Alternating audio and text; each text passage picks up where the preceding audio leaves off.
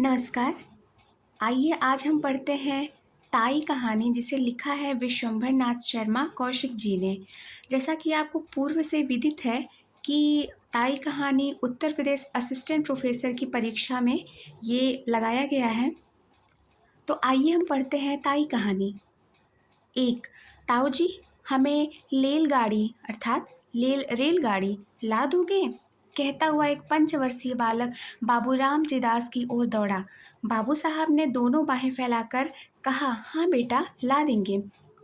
उनके इतना कहते कहते बालक उनके निकट आ गया। उन्होंने बालक को गोद में उठा लिया और उसका मुख चूम कर बोले, क्या करेगा रेलगाड़ी? तो यहाँ एक क्वेश्चन बनता है कि जिस बच्चे ने रेलगाड़ी की डिमांड की थी अपने ताऊ जी से, वो कितने वर्ष का बालक था? तो वो पंचवर्षीय बालक था। और किसके पास दौड़ा? वो बाबू रामजी दास की ओर दौड़ा। तो ये दो प्रश्न यहाँ से बनते हैं। बालक बोला, उसमें बैठकर बड़ी दूर जाएंगे, हम भी जाएंगे, चुन्नी को भी ले जाएंगे। तो ये एक और पात्र आ गई है, चुन्नी को भी ले जाएंगे। बाबूजी को नहीं ले जाएंगे, हमें रेलगाड़ी नहीं ला देते, ताऊ जी तुम ला दोगे तो तुम्हें ले जाएंगे। तो यहाँ दूसरी बात हमें पता चलती है कि ये जो ऊपर नाम आया है बाबू रामजी दास, तो ये रामजी दास कौन थे? ये उस बच्चे के पंचवर्षीय बालक जो था, ये उसके ताऊ जी हैं। बाबू, और किसे ले जाएगा? बालक दम भर सोच कर बोला, बच, और किसी को नहीं ले जाएंगे। पास ही बाबू रामजी दास की अर्धांगिनी बैठी थी। बाबू साहब ने उनकी ओर इशारा करके कहा, और अपनी ताई को नहीं ले जाएगा? बालक कुछ देर तक अपनी ताई की ओर देखता रहा। ताई जी उस समय कुछ चिढ़ी हुई सी बैठी थी। बालक को उनके मुख का वह भाव बिल्कुल अच्छा न लगा, अतः वह बोला, ताई को नहीं ले जाएंगे। ताई जी सुपारी काटते हुए बोली, अपने ताऊ जी ही को ले जा, मेरे ऊपर दया रख। ताई ने यह बड़ी बात रुखाई से कही। बालक ताई के शुष्क व्यवहार को तुरंत आड़ गया। बाबू साहब ने फिर पूछा, ताई को क्यों नहीं ले जाएगा?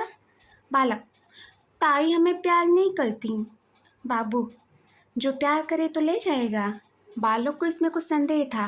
ताई के भाव देखकर उसे यह आशा नहीं थी कि वह प्यार करेंगी। इससे बालक मौन रहा। बाबू साहब ने फिर पूछा, क्यों रे, बोलता नहीं? ताई प्यार करे तो रेल पर बिठाकर ले जाएगा। बालक ने ताऊ जी को प्रसन्न करने के लिए केवल सिर हिलाकर स्वीकार कर लिया, परंतु मुख से कुछ नहीं कहा। बाबू साहब उसे अपनी अर्धांगिनी के पास ले जाकर उनसे बोले, लो, इसे प्यार कर लो तो तुम्हें ले जाएगा। परंतु बच्चे की ताई श्रीमती रामेश्वरी को पति की यह चुगलबाजी अच्छी न लगी। तो यहाँ जो एक प्रश्न बनता है कि श्रीमती रामेश्वरी कौन है? तो ये ताई है उस बच्चे की, जो पंचवर्षीय बालक है। वह तुनक कर बोली, तुम ही रेल पर बैठकर जाओ, मुझे नहीं जाना है। बाबू साहब ने रामेश्वरी की बात पर ध्यान नहीं दिया। बच्चे को उनकी गोद में बैठाने की चेष्टा करते हुए बोले, प्यार नहीं करोगी तो फिर रेल में नहीं बिठावेगा। क्यों रे मनोहर? तो यहाँ बच्चे का नाम भी पता लग गया, पंचवर्षीय बालक, उसका नाम मनोहर है। मनोहर ने ताऊ की बात का उत्तर नहीं दिया। उधर ताई ने मनोहर को अपनी गोद से ढकेल दिया। मनोहर नीचे गिर पड़ा। शरीर में तो चोट नहीं लगी, पर हृदय में चोट लगी। बालक रो पड़ा। बाबू साहब ने बालक को गोद में उठा लिया, चुमकार कर पुचकार कर चुप किया और तत्पश्चात उसे कुछ पैसा तथा रेलगाड़ी ला देने का वचन देकर छोड़ दिया।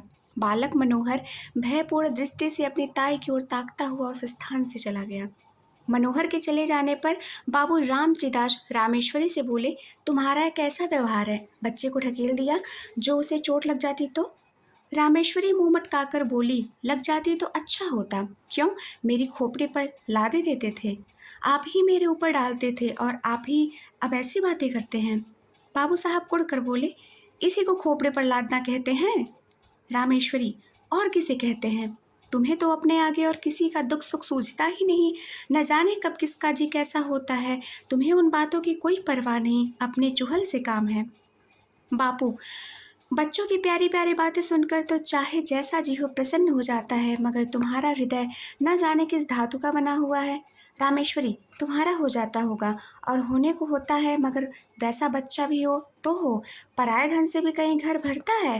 तो ये कोटेशन बनता है कि पराये घर से भी कहीं घर भरता है। ये कथन किसका है? तो ये रामेश्वरी का कथन है। बाबू साहब कुछ देर चुप रहकर बोले, यदि अपना सगा भतीजा भी पराया धन कहा जा सकता है तो फिर मैं नहीं समझता कि अपना धन किसे कहेंगे। रामेश्वरी कुछ उत्तेजित होकर बोली, बातें बनाना बहुत आसान है। तुम्हारा भतीजा है, तुम चाहे जो समझो, पर मुझे यह बातें अच्छी नहीं लगती। हमारे भाग ही फूटे हैं, नहीं तो यह दिन काहे को देखने पड़ते। तुम्हारा चलन तो दुनिया से निराला है। आदमी संतान के लिए न जाने क्या क्या करते हैं, पूजा पाठ करते हैं, व्रत रखते हैं, पर तुम्हें इन बातों से क्या काम? रात दिन बस भाई भतीजों में मगन रहते हो। बाबू साहब के मुख पर घृणा का भाव झलक आया। उन्होंने कहा, पूजा पाठ व्रत सब ढकोसला है। जो वस्तु भाग्य में नहीं वह पूजा पाठ से भी कभी प्राप्त नहीं हो सकती। मेरा तो यह अटल विश्वास है। श्रीमती जी कुछ रुआसे स्वर में बोली, इसी विश्वास ने सब चौपट कर रखा है। ऐसे ही विश्वास पर सब बैठ जाएं तो काम कैसे चले? सब विश्वास पर ही ना बैठे रहें। आदमी काहे को किसी बात के लिए चेष्टा करे। बाबू साहब ने सोचा कि मूर्ख स्त्री के मुख लगना ठीक नहीं, अतः वह स्त्री की बात का कुछ उत्तर न देकर वहां से टल गए। 2 बाबू रामजी दास धनी आदमी हैं, कपड़े की आढ़त का काम करते हैं। तो जो बच्चे के ताऊ हैं बाबू रामजी दास, वो काफ़ी धनी धनी आदमी हैं और काम क्या करते हैं? कपड़े की आढ़त का काम करते हैं और लेन देन भी है। इनमें से एक छोटा भाई है, उसका नाम है कृष्णदास। यानी जो बच्चा है पंचवर्षीय वो बालक, वो कृष्णदास का बेटा है। दोनों भाइयों का परिवार एक में ही है। बाबू रामदास जी की आयु 35 के लगभग है और छोटे भाई कृष्णदास की आयु 21 के लगभग। रामजी दास निसंतान है।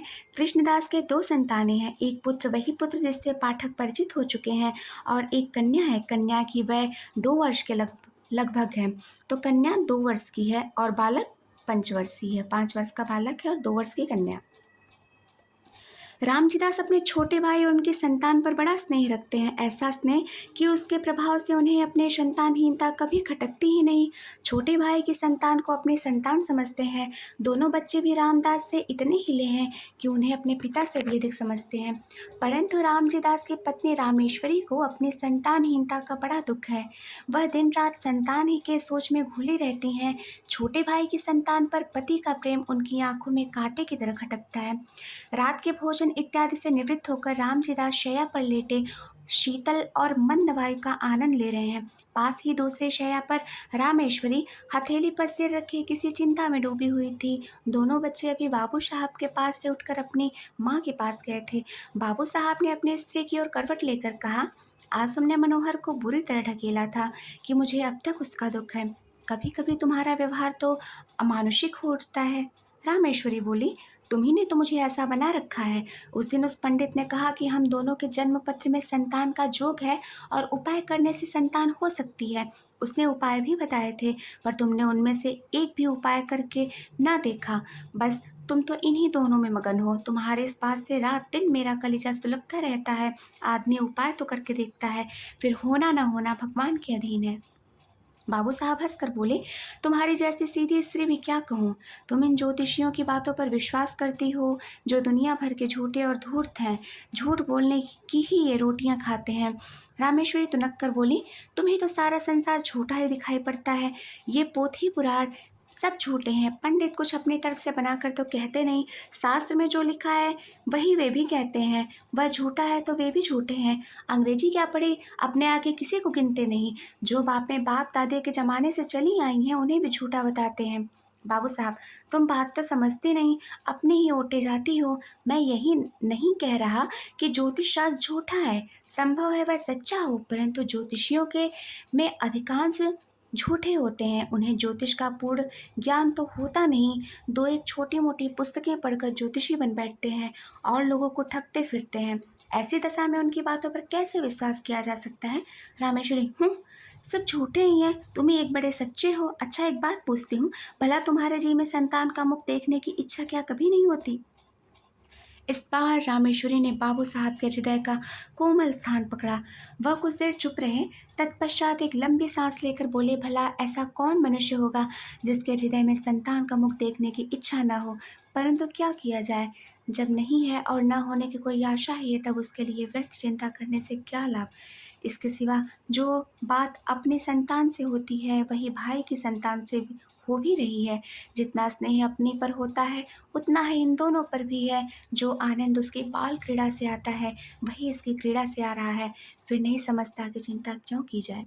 रामेश्वरी कुड़ कर बोली, तुम्हारी समझ को मैं क्या कहूँ, इसी से तो रात दिन जला करती हूँ। भला तो यह बताओ कि तुम्हारे पीछे क्या इन्हीं से तुम्हारा नाम चलेगा। बाबू साहब हंस कर बोले, अरे तुम ही कहाँ की क्षुद्र बातें लाई। नाम संतान से नहीं चलता, नाम अपनी सुकृति से चलता है। तुलसीदास को देश का बच्चा बच्चा जानता है। सूरदास को मरे कितने दिन हो चुके हैं। इस प्रकार जितने महात्मा हो गए हैं उनका उन सब का नाम क्या उनकी संतान की बदौलत चल रहा है। सच पूछो तो संतान से जितने नाम चलने की आशा रहती है उतने ही नाम डूब जाने की भी संभावना रहती है। परंतु सुकृति एक ऐसी वस्तु है जिसमें नाम बढ़ने के सिवा घटने की आशंका रहती ही नहीं। हमारे शहर में राय गिरधारी लाल कितने नामी थे, उनके संतान कहाँ है, पर उनकी धर्मशाला और अनाथालय से उनका नाम अब तक चला आ रहा है और अभी तक न जाने कितने दिनों तक चला जाएगा। रामेश्वरी, शास्त्र में लिखा है जिनके पुत्र नहीं होता उनकी मुक्ति नहीं होती। बाबू, मुझे मुक्ति पर विश्वास नहीं। मुक्ति है किस चिड़िया का नाम। यदि मुक्ति होना भी मान लिया जाए तो वह कैसे माना जा सकता है कि सब पुत्र वालों की मुक्ति हो ही जाती है। मुक्ति क्या का भी क्या सहज उपाय है। ये जितने पुत्र वाले हैं सभी को तो मुक्ति हो जाती होगी। रामेश्वरी निरुत्तर होकर बोली, अब तुमसे कौन बकवास करे, तुम तो अपने सामने किसी को मानते ही नहीं। 3, मनुष्य का हृदय बड़ा ममत्व प्रेमी है। कैसी ही उपयोगी और कितनी ही सुंदर वस्तु क्यों न हो, जब तक मनुष्य उसको पराई समझता है तब तक उससे प्रेम नहीं करता। किंतु भद्दी से भी भद्दी और बिल्कुल काम में न आने वाली वस्तु को यदि मनुष्य अपनी समझता है तो उससे प्रेम करता है। पराई वस्तु कितनी ही मूल्यवान क्यों न हो, कितनी ही उपयोगी क्यों न हो, कितनी ही सुंदर क्यों न हो, उसके नष्ट होने पर मनुष्य कुछ भी दुख का अनुभव नहीं करता, इसलिए कि वह वस्तु उसकी नहीं, पराई है। अपनी वस्तु कितनी ही भद्दी हो, काम में न आने वाली हो, नष्ट होने पर मनुष्य को दुख होता है, इसलिए कि वह अपनी चीज़ है। कभी कभी ऐसा भी होता है कि मनुष्य पराई चीज़ से प्रेम करने लगता है। ऐसी दशा में भी जब तक मनुष्य उस वस्तु को अपना बनाकर नहीं छोड़ता अथवा हृदय में यह विचार नहीं कर लेता कि वह वस्तु मेरी है, तब तक उसे संतोष नहीं होता। ममत्व से प्रेम उत्पन्न होता है और प्रेम से ममत्व, इन दोनों का साथ चोली दामन का साथ है। ये कभी पृथक नहीं किए जा सकते। यद्यपि रामेश्वरी को माता बनने का सौभाग्य प्राप्त नहीं हुआ था, तथापि उनका हृदय एक माता का हृदय बनने की पूरी योग्यता रखता था। उनके हृदय में वे गुण विद्यमान तथा अंतर्निहित थे जो एक माता के हृदय में होते हैं, परंतु उसका विकास नहीं हुआ था। उनका हृदय उस भूमि की तरह था जिसमें बीज तो पड़ा हुआ है, पर उसको सींच कर और इस प्रकार बीज को प्रस्फुटित करके भूमि के ऊपर लाने वाला कोई नहीं। इसलिए उनका हृदय उन बच्चों की ओर खींचता तो था, परंतु जब उन्हें ध्यान आता था कि ये बच्चे मेरे नहीं दूसरे के हैं, तब उनके हृदय में उनके प्रति द्वेष उत्पन्न होता था, घृणा पैदा होती थी। विशेषकर उस समय उनके द्वेष की मात्रा और भी बढ़ जाती थी जब वह यह देखती थी कि उनके पतिदेव उन बच्चों पर प्राण देते हैं जो उनके रामेश्वरी के हैं ही नहीं। शाम का समय था। रामेश्वरी खुली छत पर बैठी हवा खा रही थी। पास उसकी देवरानी भी बैठी थी। दोनों बच्चे छत पर दौड़ दौड़ कर खेल रहे थे। रामेश्वरी उनके खेल को देख रही थी। इस समय रामेश्वरी को उन बच्चों का खेलना कूदना बड़ा भला मालूम हो रहा था। हवा में उड़ते हुए उनके बाल, कमल की तरह खिले उनके नन्हे नन्हे मुख, उनकी प्यारी प्यारी तोतली बातें, उनका चिल्लाना, उनका भागना, लौट जाना इत्यादि क्रियाएं उनके हृदय को शीतल कर रही थी। सहसा मनोहर अपनी बहन को मारने दौड़ा। वह खिलखिलाती हुई दौड़कर रामेश्वरी की गोद में जा गिरी। उसके पीछे पीछे मनोहर भी दौड़ता हुआ आया और वह भी उन्हीं की गोद में जा गिरा। रामेश्वरी उस समय सारा द्वेष भूल गई। उन्होंने दोनों बच्चों को उसी प्रकार हृदय से लगा लिया जिस प्रकार वह मनुष्य लगाता है जो कि बच्चों के लिए तरस रहा हो। उन्होंने बड़ी सतृष्णता से दोनों को प्यार किया। उस समय यदि कोई अपरिचित मनुष्य उन्हें देखता तो उसे यह विश्वास होता कि रामेश्वरी उन बच्चों की माता है। दोनों बच्चे बड़ी देर तक उनकी गोद में खेलते रहे। सहसा उसी समय किसी के आने की आहट पाकर बच्चों की माता वहां से उठकर चली गई। मनोहर, ले रेलगाड़ी। कहते हुए बाबू रामजी दास छत पर आए। उनका स्वर सुनते ही दोनों बच्चे रामेश्वरी की गोद से तड़प कर निकल भागे। रामजी दास ने पहले दोनों को खूब प्यार किया, फिर बैठकर रेलगाड़ी दिखाने लगे। इधर रामेश्वरी की नींद टूटी। पति को बच्चों में मगन होते देख उनकी भौहें तन गई। बच्चों के प्रति हृदय में फिर वही घृणा और द्वेष भाव जागा।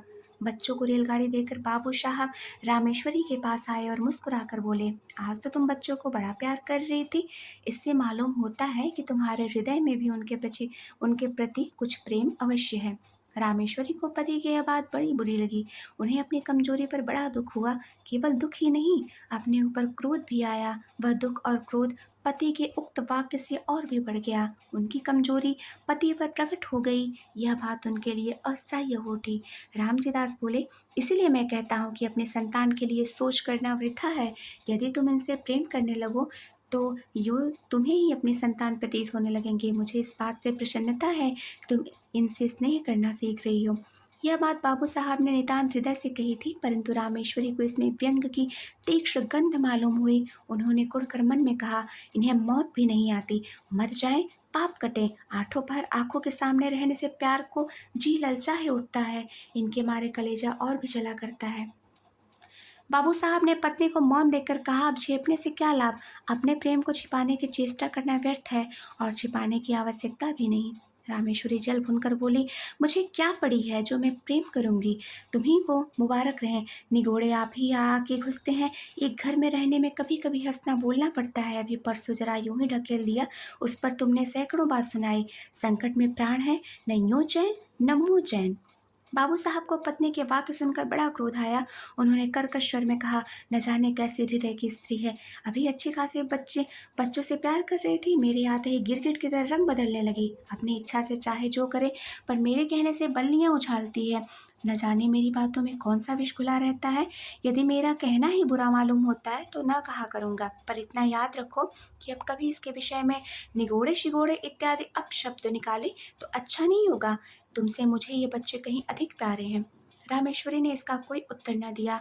आप अपने क्षोभ तथा क्रोध को वे आंखों द्वारा निकालने लगे। जैसे बाबू रामजीदास का स्नेह दोनों बच्चों पर बढ़ता जाता था, वैसे ही वैसे रामेश्वरी के द्वेष और घृणा की मात्रा भी बढ़ती जाती थी। प्रायः बच्चों के पीछे पति पत्नी में कहा सुनी हो जाती थी और रामेश्वरी को पति के कटु वचन सुनने पड़ते थे। जब रामेश्वरी ने यह देखा कि बच्चों के कारण ही वह पति की नज़र से गिरती जा रही है, तब उनके हृदय में बड़ा तूफान उठा। उन्होंने सोचा, यह पराये बच्चों के पीछे यह मुझसे प्रेम कम करते जाते हैं, हर समय बुरा भला कहा करते हैं। इनके लिए ये बच्चे ही सब कुछ है, मैं कुछ भी नहीं। दुनिया मरती जाती है पर दोनों को मौत नहीं। ये पैदा होते ही क्यों न मर गए। ना होते ना मुझे ये दिन देखने पड़ते। जिस दिन ये मरेंगे उस दिन घी के दिए जलाऊंगी। इन्होंने ही मेरे घर का सत्यानाश कर रखा है। 4 इसी प्रकार कुछ दिन व्यतीत हुए। एक दिन नियमानुसार रामेश्वरी छत पर अकेली बैठी हुई थी। उनके हृदय में अनेक प्रकार के विचार आ रहे थे। विचार और कुछ नहीं, अपने निज की संतान का अभाव, पति का भाई की संतान के प्रति अनुराग इत्यादि। कुछ देर बाद जब उनके विचार स्वयं उन्हीं को कष्टदायक प्रतीत होने लगे, तब वह अपना ध्यान दूसरी ओर लगाने के लिए टहलने लगी। वह टहल ही रही थी कि मनोहर दौड़ता हुआ आया। मनोहर को देखकर उनकी भ्रुकुटी चढ़ गई और वह छत के चहार दीवारी पर हाथ रखकर खड़ी हो गई। संध्या का समय था। आकाश में रंग बिरंगी पतंगी उड़ रही थी। मनोहर कुछ देर तक खड़ा पतंगों को देखता और सोचता कि कोई पतंग कटकर उसकी छत पर गिरे, क्या आनंद आवे। देर तक गिरने की आशा करने के बाद दौड़कर रामेश्वरी के पास आया और उनकी टांगों में लिपट कर बोला, ताई हमें पतंग मंगा दो। रामेश्वरी ने झिड़क कर कहा, चल हट, अपने ताऊ से मांग जाकर। मनोहर कुछ अप्रतिभ सा होकर फिर आकाश की ओर ताकने लगा।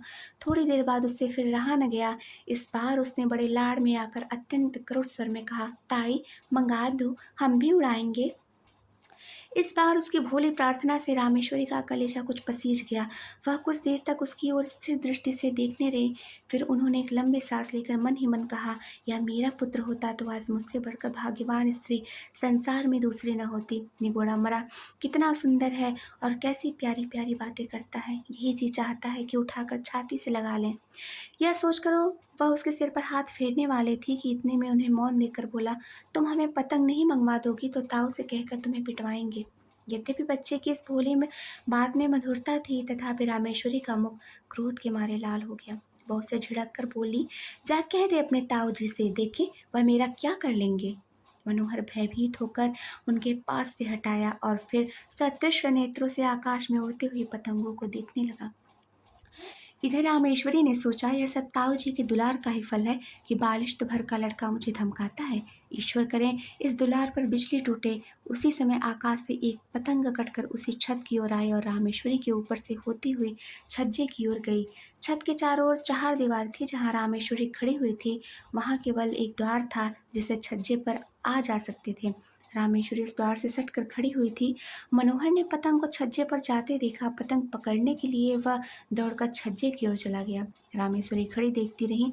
मनोहर उसके पास से होकर छज्जे पर चला गया और उससे 2 फीट की दूरी पर खड़ा होकर पतंग को देखने लगा। पतंग छज्जे पर से होती हुई नीचे घर के आंगन में जा गिरी। एक पैर छज्जे की मुडेर पर रखकर मनोहर ने नीचे आंगन में झाँका और पतंग को आंगन में गिरते देख वह प्रसन्नता के मारे फूला न समाया। वह नीचे जाने के लिए शीघ्रता से घूमा, परंतु घूमते समय मुंडेर पर से उसका पैर फिसल गया। वह नीचे की ओर चला। नीचे जाते जाते उसके दोनों हाथों में मुंडेर आ गई। वह उसे पकड़कर लटक गया और रामेश्वरी की ओर देखकर चिल्लाया, ताई। रामेश्वरी ने धड़कते हुए हृदय से इस घटना को देखा। उसके मन में आया कि अच्छा है, बढ़ने दो, सदा का पाप कट जाएगा। यही सोचकर वह एक क्षण रुकी। इधर मनोहर के हाथ मुंडेर पर से फिसलने लगे। वह अत्यंत भय तथा करुणा नेत्रों से रामेश्वरी की ओर देखकर चिल्लाया, अरे ताई। रामेश्वरी की आंखें मनोहर की आंखों से जा मिली। मनोहर की वह करुण दृष्टि देखकर रामेश्वरी का कलेजा मुख में आ गया। उन्होंने व्याकुल होकर मनोहर को पकड़ने के लिए अपना हाथ बढ़ाया। उनका हाथ मनोहर के हाथ तक पहुंचा ही था कि मनोहर के हाथ से मुंडेर छूट गई। वह नीचे आ गिरा। रामेश्वरी चीख मारकर छज्जे पर गिर पड़ी। रामेश्वरी एक सप्ताह तक बुखार से बेहोश पड़ी रही। कभी वह जोर से चिल्ला उठती और कहती, देखो देखो वह गिरा, जा रहा है, उसे बचाओ, दौड़ो, मेरे मनोहर को बचा लो। कभी वह कहती, बेटा मनोहर, मैंने तुझे नहीं बचाया। हाँ हाँ, मैं चाहती तो बचा सकती थी, देर कर दी। इसी प्रकार के प्रलाप वह किया करती। मनोहर की टांग उखड़ गई थी। टांग बिठा दी गई। वह क्रमशः फिर अपनी असली हालत पर आने लगा। एक सप्ताह बाद रामेश्वरी का ज्वर कम हुआ। अच्छी तरह होश आने पर उन्होंने पूछा, मनोहर कैसा है। रामजी दास ने उत्तर दिया, अच्छा है। रामेश्वरी ने बोला कि उसे पास ले आओ। मनोहर रामेश्वरी के पास लाया गया। रामेश्वरी ने उसे बड़े प्यार से हृदय से लगाया। आंखों और आंसुओं की झड़ी लग गई। हिचकियों से गला रूंध सा गया। रामेश्वरी कुछ दिनों बाद पूर्ण स्वस्थ हो गई। अब वह मनोहर और उसकी बहन चुन्नी से द्वेष नहीं करती और मनोहर तो अब उसका प्राणाधार हो गया। उसके बिना उसे एक क्षण भी कल नहीं पड़ती। तो जैसा कि आप देखते हैं, विश्वम्भरनाथ शर्मा कौशिक जी की ये कहानी जो है, ये इसका अंत कितने आदर्शपूर्ण रूप से हुआ है और ये एक मोरल्टी की कहानी भी प्रस्तुत करती है। तो फिर मिलेंगे अगले दिन किसी और कहानी के साथ। तब तक के लिए नमस्कार, धन्यवाद।